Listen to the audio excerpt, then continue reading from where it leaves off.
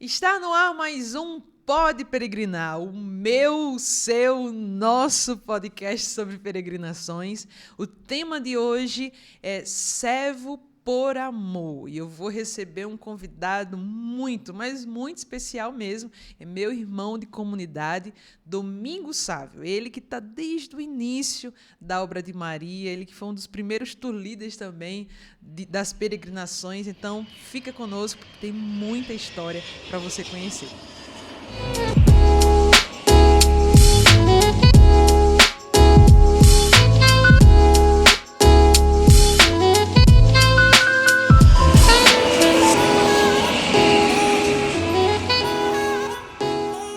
Sávio, que alegria. Enfim. Estava aqui descansando. Enfim, estar com você aqui. Que o Pode Peregrinar, na verdade, é, antes de tudo, é como se fosse um baú que é aberto.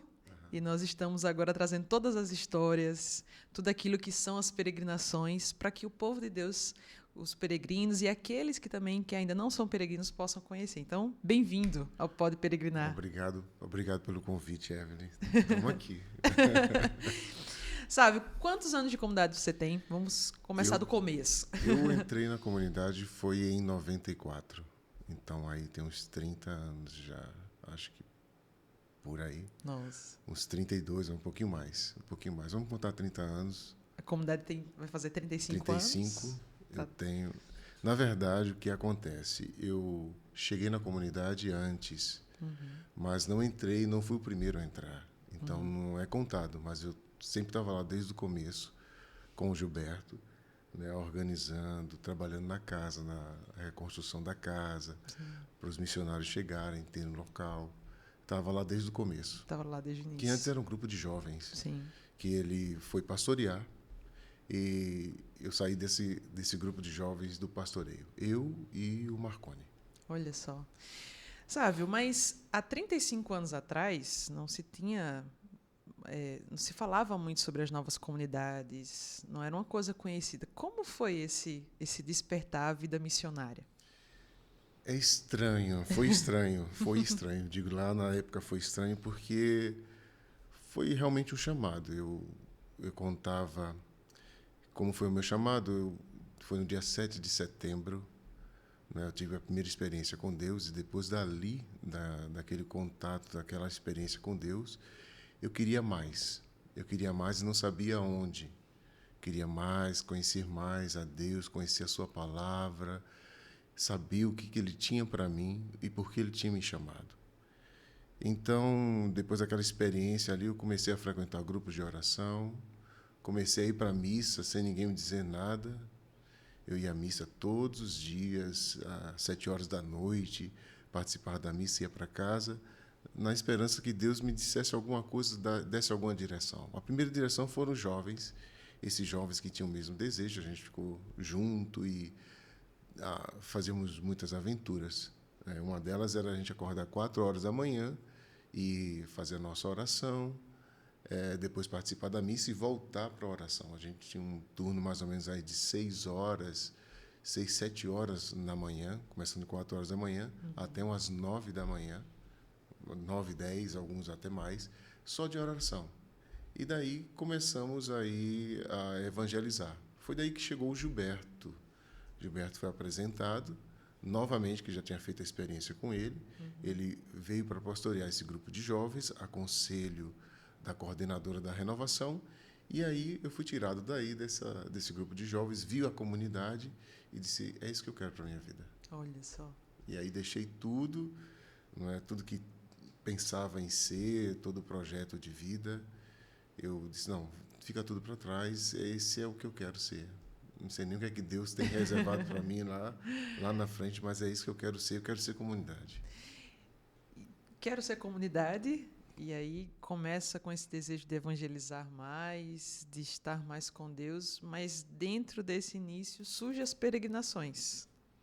E como foi para você, diante dessa realidade, vem essa inspiração? Um desafio, né? A gente não tinha experiência com nada. Você imagina isso em 96, 1996. A comunicação que tem hoje, né, toda a agilidade que tem, a pessoa ainda fala em atraso, imagine lá, naquela época. Então, a gente começou a trabalhar, antes trabalhávamos com os grupos nacionais, né, mas era uma vez ou outra para Aparecida, para os congressos da Renovação, para aqui para Cachoeira, visitávamos aqui, era o Cruzeiro, que o Gilberto fazia muito, né, um Padre Jonas, e depois começou as experiências internacionais. E quando fizemos, era na base, o maior desafio era a comunicação. Você imagina, a gente tinha que, na nossa época era o fax.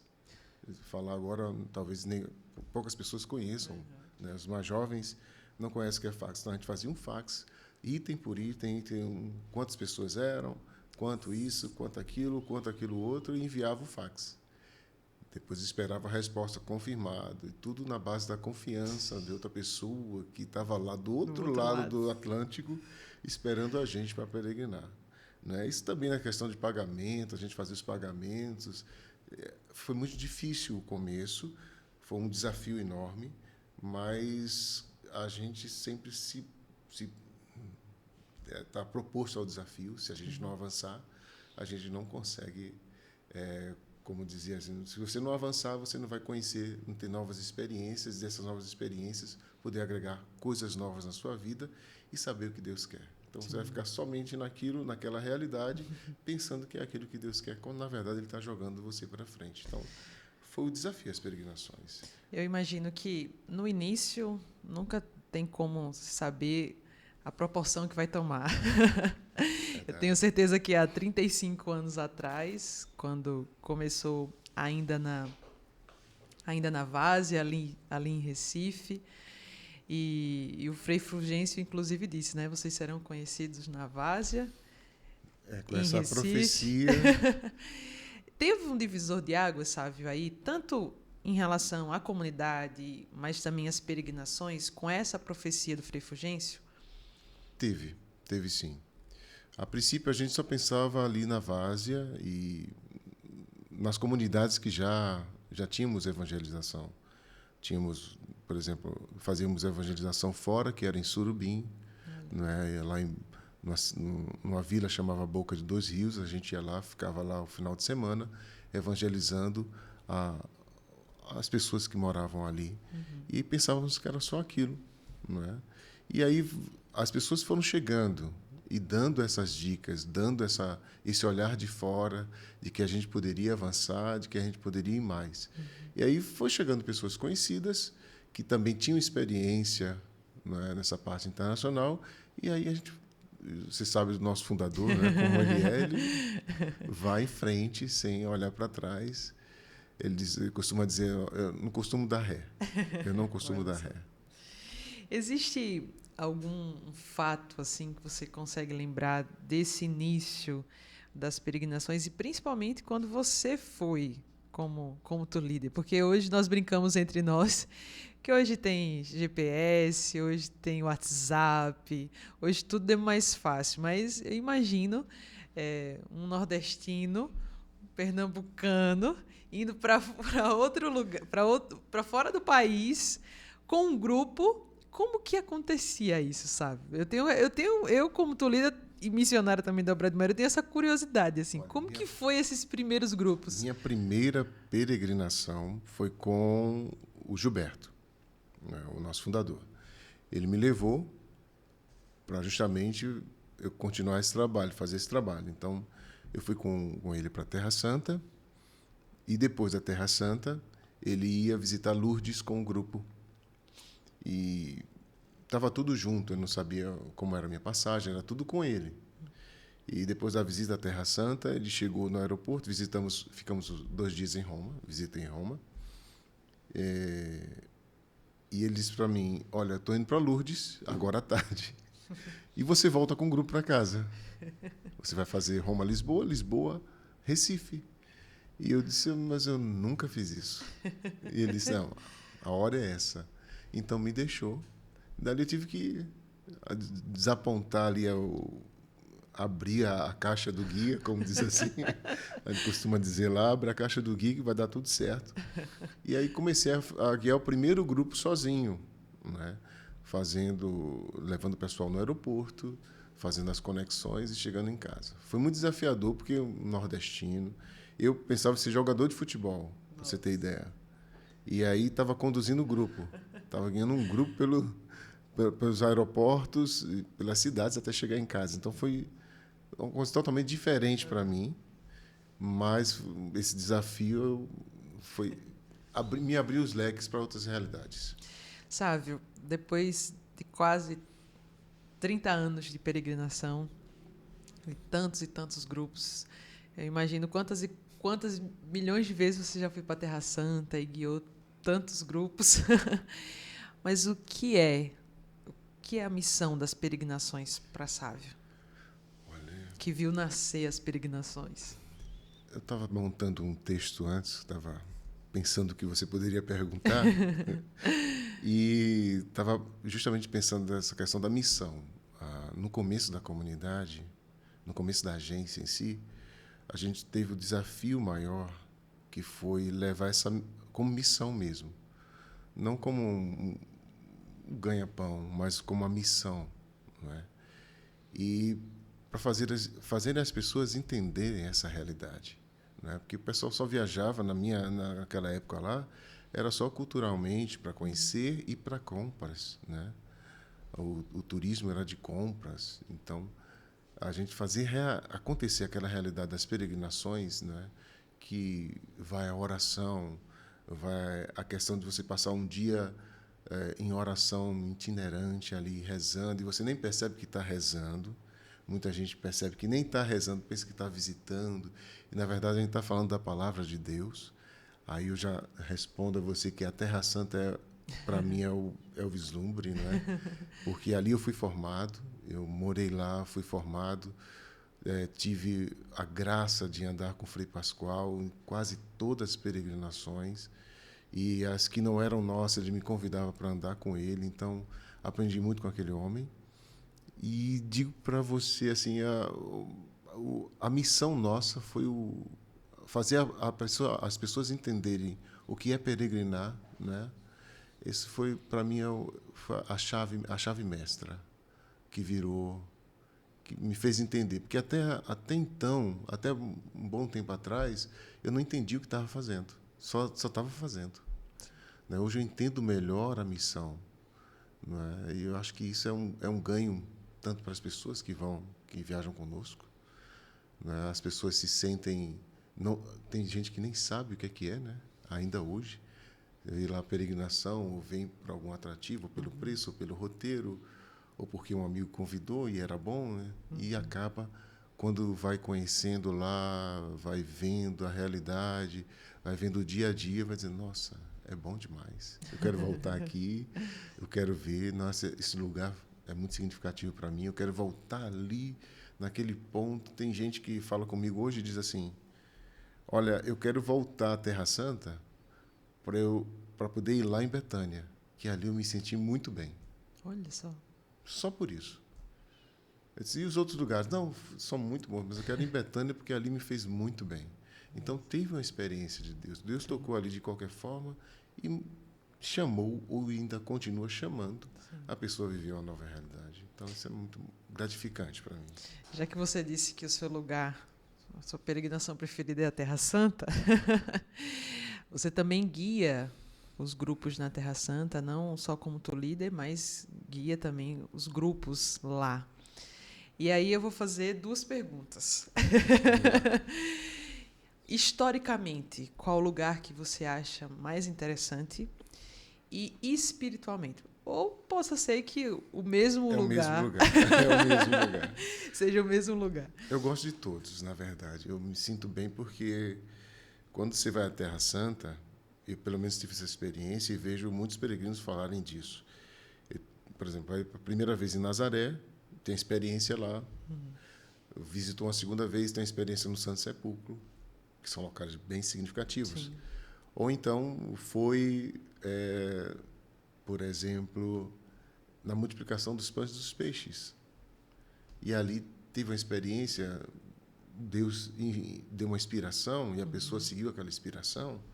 Por exemplo, tem pessoas na multiplicação dos pães e dos peixes, que vê ali um trabalho social que eu conheço, que faz um trabalho social, porque diz assim, olha, com pouca coisa dá para fazer, juntando com um amigo dá para ajudar Fantástico. uma comunidade. E tem pessoas eu conheço pessoas que fazem isso. Então, para mim, o local de excelência é o local da crucificação. Ali, toda vez que chego lá, eu também, né, porque tem a medalha, e é por isso, esse é o motivo principal, eu me ajoelho e me lembro do motivo que me fez chegar ali. Né? Chegar naquele lugar foi a minha consagração, tudo tem base no local da crucificação. Né? João, Maria ali ao lado. Então, me faz me lembrar muita coisa, me faz renovar sempre o meu chamado e superar alguma dificuldade que, porventura, esteja passando. Então, ali é o local essencial para mim. Nunca é a mesma coisa, né, Nunca Sávio? é. E o melhor, que você vai no mesmo lugar e você tem experiências diferentes, não é? Experiências diferentes que fazem com que você dissesse, aqui é o lugar. Não é? Frei Pascoal falava assim, a gente vai visitar o santo da terra. Você chegou um pouco atrasado, porque ele já foi, mas ele não saiu daqui. Ele não está mais aqui presente na casa, mas espiritualmente ele está. Então, ele diz, quem veio visitar a Terra Santa vai encontrar só poeira. Mas quem veio procurar o santo da terra vai encontrar muita coisa. E historicamente, sabe, já falando assim do Calvário em si, porque eu mesmo, quando eu fui a primeira vez no Santo Sepulcro, assim como diversos outros peregrinos, não tem noção assim onde está o local da crucificação, o local do Santo Sepulcro. E eu confesso que quando eu entrei no Santo Sepulcro, que disse assim para mim, ali está a tumba, ali está o Calvário. Aí eu disse, gente, eu achei que eram coisas completamente distantes, que a gente olha nos filmes, né? E imagina que o Calvário, por exemplo, está num monte, alguma coisa assim, mesmo que fosse dentro da igreja. Parece ser uma coisa simples, mas muitos dos peregrinos que entram lá, nossa, mas é tão perto, assim, historicamente, por que você como guia, né? Por que é importante sabermos que tem toda essa estrutura ali perto do Santo Sepulcro, com o Calvário, com a pedra que colocaram Jesus? Na verdade, a ideia de juntar tudo no lugar só foi de Santa Helena, né? A mãe de Constantino. Ela juntou tudo numa basílica só para ficar fácil a compreensão. A gente tem que lembrar, quando a gente visita a Terra Santa, antes de começar a ler alguma coisa, se era muito visto. Uhum. Então, as figuras, as imagens, os locais estarem próximos facilitava muito a compreensão do peregrino. Então, ela juntou ali, numa grande basílica, infelizmente não tem mais, tem só restos dela, né? Ela juntou ali naquela basílica esses episódios da paixão, morte e ressurreição do nosso Senhor Jesus Cristo, trazendo ali naquela área ali para o peregrino pudesse contemplar sem sair dentro da igreja, né? Tem significado também sair dentro da igreja, contemplar toda essa paixão, morte e ressurreição, né? A gente vê lá, vem fazendo a Via Sacra, mas quando chega ali as últimas estações, a gente faz ali dentro para justamente ter um ambiente próprio para a oração. Ela quis favorecer a oração nesse sentido. Interessante. Né? Então, desse ponto de vista, e ela trouxe justamente no local, que era o local mais próximo. Uhum. Sabe, diante de tantos anos de peregrinação, com certeza tem muitos testemunhos. Tem bastante. E aí, contem um para nós aí, que vem no seu coração. Sei que são muitos. Testemunho de conversão. De conversão, algum tipo de testemunho. A gente escuta as pessoas falando, né? Ontem mesmo tem uma pessoa falando sobre a questão de mudança de vida. Ele está aguardando 2 anos para ir para a Terra Santa, e com essa complicação agora da guerra. Uhum. Então, ele disse, a primeira vez que eu fui com você, e a gente se fala até hoje, eu tive uma experiência que me fez mudar de vida, né, a minha posição, o jeito onde eu trabalho. Ele trabalha numa prefeitura, ele me fez mudar a posição, a forma como eu trabalho, e eu estou procurando ser mais em vista do Evangelho. Então, eu quero voltar na Terra Santa. O assunto nosso era porque ele queria voltar na Terra Santa e não vai poder, infelizmente, conosco esse ano, voltar à Terra Santa. A gente só volta ano que vem, né? Essas guerras, ninguém se sente seguro para poder retornar lá. Então, ele falava sobre isso, e isso é um testemunho pequeno de conversão. Já vi outros testemunhos, não é, de grupos um grupo que eu peguei na metade do caminho, de uma senhora. Esse é praticamente um milagre. Eu me lembrei agora. Estávamos no Sinai. Eu não estava, peguei o grupo pela metade, depois quando chegou na Terra Santa, mas eles estavam no Sinai. E essa senhora não estava com o sapato, o tênis adequado. Estava com um sapato que ela achou que era confortável, mas você sabe, o Sinai são 3h30 para subir e 3h30 para voltar. Então, ela não estava com um sapato adequado. Um sapato confortável, mas não era um tênis, como a gente indica. E, na volta, ela caiu. Ela caiu nas pedras ali, e o pessoal ficou em volta, e ela teve um acidente sério na perna, e ali o pessoal ficou em volta dela e ficaram rezando. E ela, no sol, acho que era 8h, 7h da manhã, ficou ali olhando. Ela relata, isso é ela mesma que disse, quando eu encontrei ela na Terra Santa, ela disse que viu o pessoal rezando. De repente, veio uma menina, passou por entre o círculo que estava rezando por ela estava no meio, chegou perto dela e disse: calma, calma. E pediu para ela ficar tranquila ali, e colocou a mão na perna dela. E ela disse que sentiu uma tranquilidade naquela hora. E a menina se levantou e foi embora. O fato é, as pessoas que estavam rezando dizem que quando ela se acidentou foi tão sério que a perna dela encolheu na mesma hora. E disse que enquanto estavam rezando, viu a perna dela voltar. Nossa. E só ela viu essa menina entrando, passando por entre o grupo, dizendo que ela ficasse calma. Ela teve uma fratura séria, depois foi levada aos médicos. Foi aí que eu recebi ela na Terra Santa. E ela me contava isso toda hora, e queria saber quem era a menina.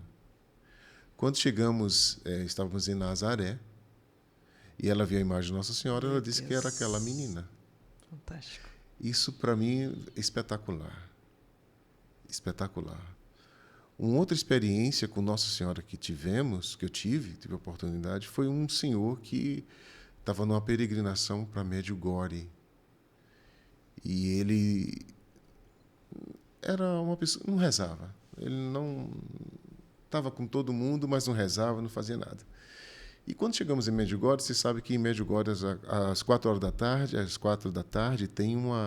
começa as atividades paroquiais, a oração do texto, depois vem a missa, depois continua com a oração de cura, dependendo do dia, ou a adoração, assim vai.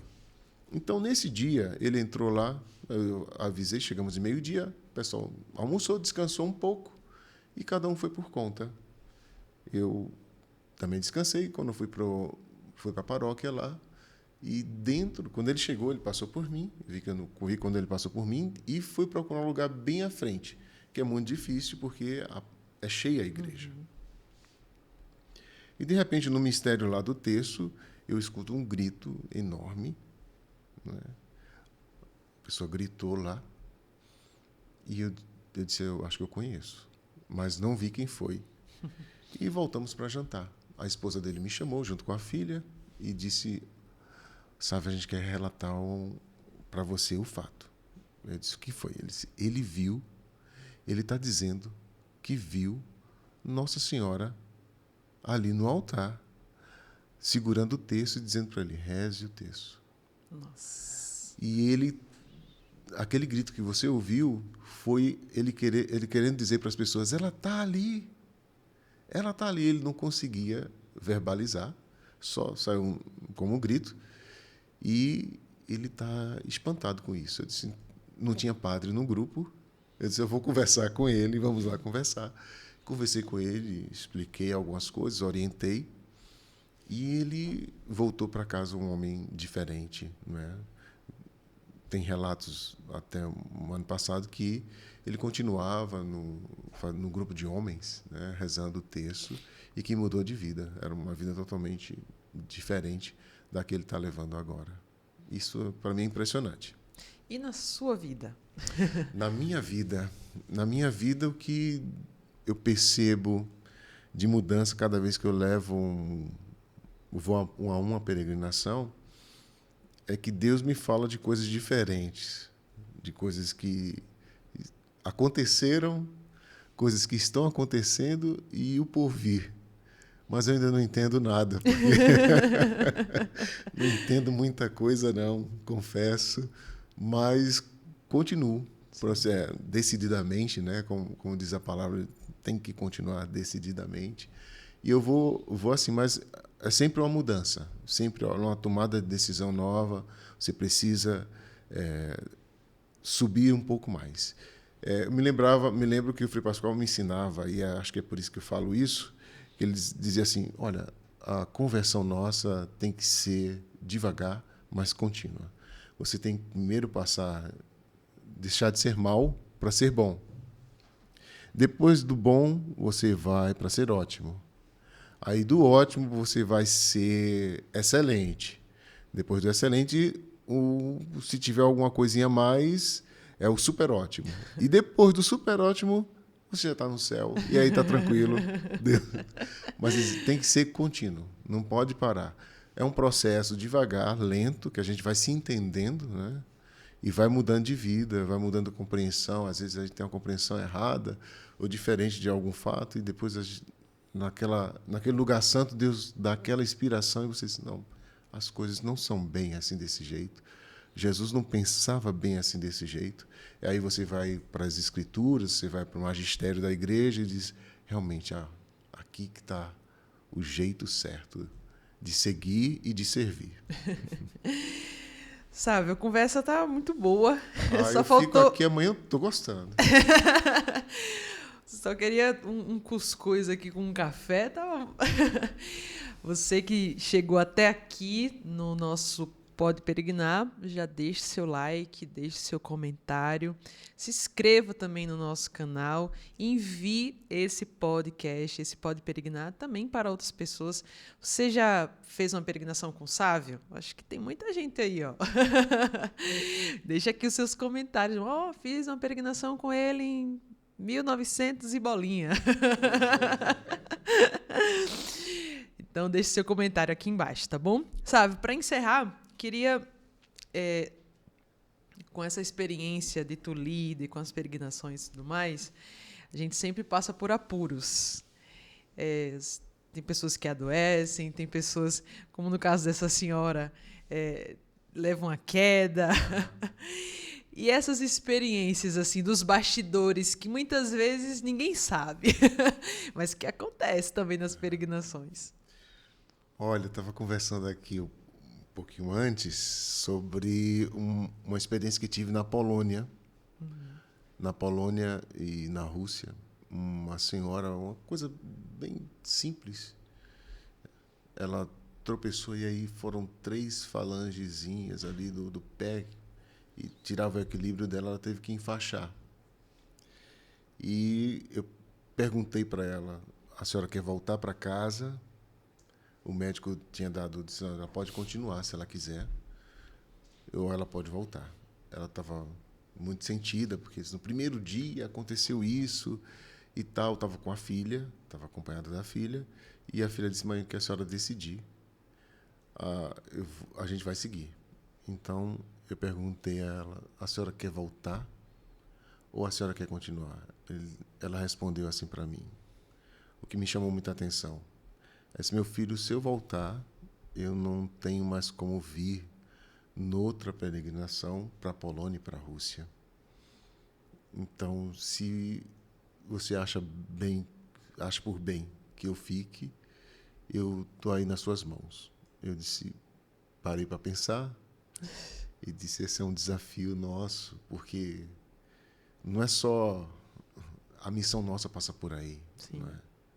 A missão de um guia da obra de Maria passa por aí. A gente tem Cris falava bem disso, que a gente tem as virtudes antes de qualquer outra coisa. Então a gente tem que usá-las para o bem, para que o reino cresça, para que o reino aconteça. E eu via naquela hora ali uma oportunidade para tal. E disse, não, eu levo a senhora. Contra tudo e contra todos, eu vou com a senhora. E aí o pessoal disse, não, mas você tem que cuidar do grupo. Eu disse, não, eu cuido do grupo e cuido dela. E aconteceu. Ela visitou toda a Polônia, visitamos tudo, fomos até, acho que na Minas de Sal, né, descendo. Aquela aventura toda, fizemos tudo isso, se não me engano, e chegamos até na Rússia. Na Rússia, ela disse, meu filho, eu acho que eu já lhe dei muito trabalho, porque todo dia eu tinha que, toda hora, era subir no ônibus com ela e descer do ônibus com ela, colocar na cadeira de roda. Né, era praticamente eu e o padre. O padre não, a gente via que não tinha muita habilidade com isso, então ficava para mim. Ele ficava sempre descendo e subindo. Eu disse, não, pode deixar, não tem problema nenhum. A gente assumiu isso e cheguei com ela até a Rússia. E a Rússia, ela disse, olha, eu estou muito feliz por você ter realizado esse meu sonho, mas daqui eu quero voltar para casa. Eu sinto que já deu. E aí eu disse, tudo bem. E eu chorei, e ela chorou também, né? Porque eu disse, se a senhora quiser, faltam só 4 dias para a gente terminar a peregrinação e voltamos todos para casa. Ela disse, realmente não dá. Eu estou vendo o seu lado, estou vendo quanto estou sendo pesado e quanto tá. A filha não ajudava de outra forma. Então, mas um peso mesmo era comigo, e levando a cadeira, onde dizia que não dava, disse, dá para visitar. E a gente foi visitando isso até onde deu, e na Rússia ela voltou para casa. Né? Esse, para mim, foi esse entre linhas aí, que para mim foi uma superação do que me ensinou muito na minha caminhada. Me deu muito gás, e me dá muito gás quando eu me lembro dessa oportunidade que Deus deu. Fantástico. De ultrapassar esse limite. Fantástico. Gente, tem podcast que a gente diz assim, tem que ter o 2, né? Teve o 1, vai ter o 2 agora. O que é que vocês acham? Então comente aqui já, digo, Sávio, number 2. Sávio, obrigado, viu? A gente vai encerrando por aqui. Eu agradeço muito a sua... Tem muitas histórias que a gente não sabe e que cada pessoa que vem aqui, que vai contando do início das peregrinações, de todas essas experiências, tenho certeza que quem está assistindo gostou muito da sua partilha, porque é vida, é coração. Eu agradeço a oportunidade dada aqui de falar, né, disso. A gente não fala disso todo dia, né, que a missão tem outras coisas que a gente tem que avançar e tem que avançar mesmo, não é? Então, mas é muito bom, às vezes, relembrando disso, me traz muita emoção. Eu chego até a ficar emocionado agora, né, de fatos que me vêm à mente, que fico lembrando e fazer que é Deus que faz a obra. Quando a gente se atira, e aí segue um conselho para você, que está em casa também aqui, os que estão aqui presentes, que quando você se atira, se é um chamado de Deus, se é uma coisa que está no seu coração e você não consegue tirar por nada no mundo, e você sente que é de Deus, pode seguir que vai dar certo. Amém. Siga com entusiasmo, todo dia, com energia. A energia do dia, como a gente está... Eu costumo dizer lá, aconselho, não digo que administro, não, mas aconselho um monte de jovens lá que trabalham comigo na agência. Eu disse, a energia de hoje tem que ser a 100%. Eu não posso guardar 20% para amanhã, porque se eu guardar 20% da energia que eu tenho hoje para amanhã, vou procrastinar e aí não vai dar certo. Então tem que ser a energia de hoje para hoje.